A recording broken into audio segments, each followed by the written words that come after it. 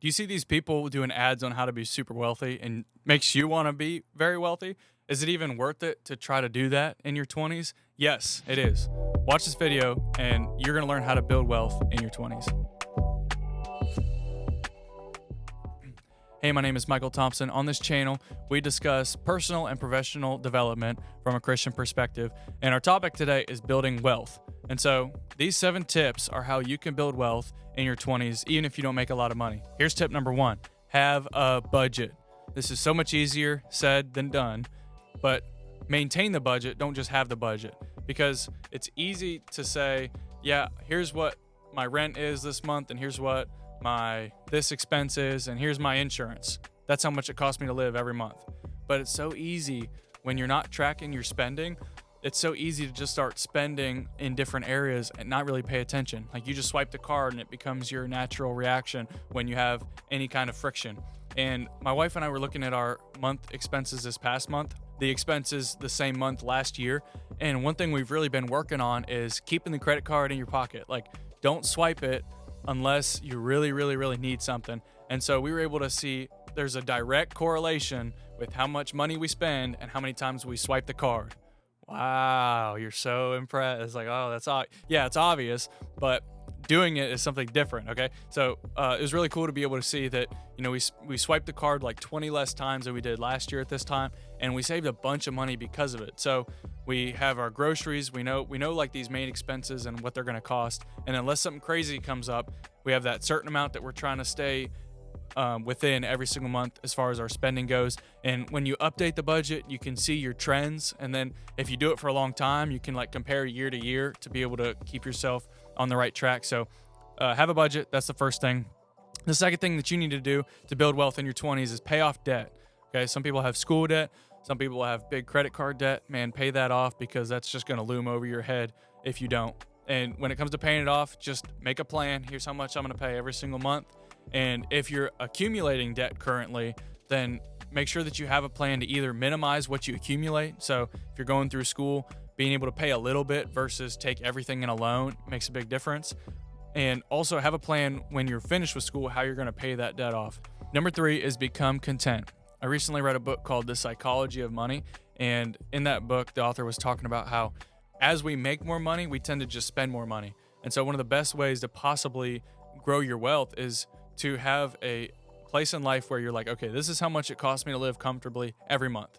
And then as you get better at your job and you increase what you make, you don't need to increase, other than inflation, that amount of money that it costs you to live comfortably every single month. But what a lot of people do is they get a raise and they get a nicer car. They get a raise and they get a nicer house, and they consistently upgrade their lifestyle so that there's really no way for them to see the benefit of making more money, because they just increase their automatic spending every single month. So becoming content, he says, you know, put the goalpost in the ground for how much it costs you to live and don't move it. Let's like, this is how much it costs me to live. And when you do that, you learn how to become content. That's a great way to build wealth in your 20s. And if you can learn that mindset in your 20s, you're going to be set up so well to build wealth in the future. Number 4, control your environment. It does not make sense for you to have shopping as a hobby. I'm just saying.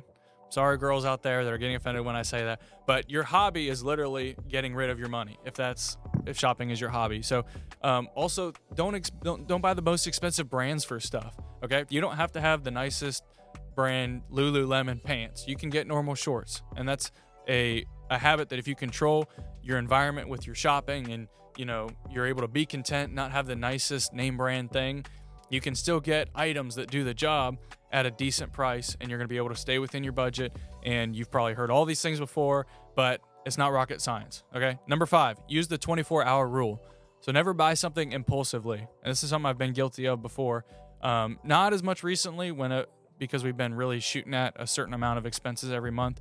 But when you buy something the second you want it, there's no time to consider, should I actually buy that thing? So if you use the 24-hour rule, this rule says between the time you want to buy something, you have to wait 24 hours before you actually buy it. Now, not for groceries, but for that really nice baseball glove that you want, or that really nice car that you want. Cars should probably be more than 24 hours. But in general, don't buy things right away whenever you want them if it's outside of your normal planned expenses. Wait 24 hours, decide, do you really want it? and then you can go get it. And honestly, even that friction of waiting 24 hours, a lot of times you'll be like, yeah, it's not really worth it. And if it is worth it, great. But then you made that purchase actually intentionally deciding if it was really worth the money. You didn't just buy it first time you felt like it.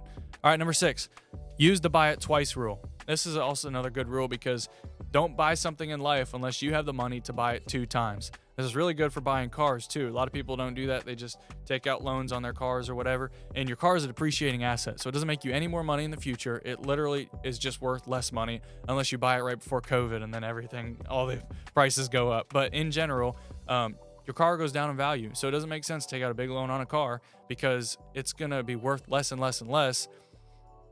And your money is still gone. Okay. And then having a loan on a car, again, I understand sometimes you have to do that, but it's a great idea to not buy something unless you have the money to buy it twice. Don't buy an $8,000 car unless you have $16,000 in the bank. That type of thing. Great rule to live by. Number 7, here's our last rule to build wealth in your 20s. Cancel subscriptions. You can find ways to get your goal accomplished without constantly paying money for stuff. And that's just one of those things where if that money's constantly leaving your account, a big thing is like Google and Apple storage. It's not a problem to have the storage, but there are definitely times where, instead of going and seeing, okay, why am I using this much data and evaluating, is that worth it? Do I need to have my photos saved on there that's eating up all this storage to buy more storage?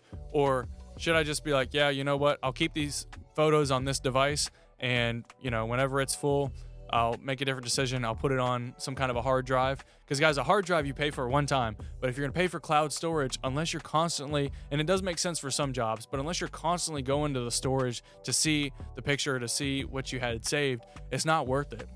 So do the due diligence, go before you start purchasing storage plans, and always upgrading anytime you're prompted to, because those companies are businesses. They want you to upgrade your storage plan so they can make more money. That's just how it goes.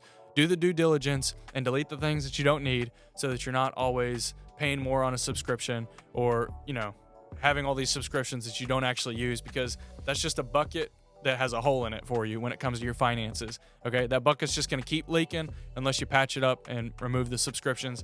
Some subscriptions are great and they're very useful, but you just got to weigh what's worth it to you and what's not. So this video is how to build wealth in your 20s. Remember, these habits that you build now, you're going to be able to have such great financial success outside of things you can't control. If a storm comes and blows your house away, or, like in the book of Job, he had all these things, he had all this wealth, but there was a unique circumstance that he lost it all. But it wasn't by being a bad steward, okay? Those crazy circumstances can still happen.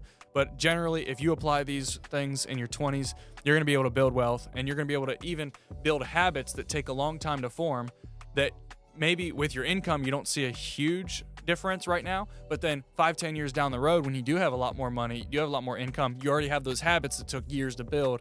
Now your wealth increases exponentially. So do these small steps, okay? Have the budget, control your environment, use the 24-hour rule, all that kind of stuff.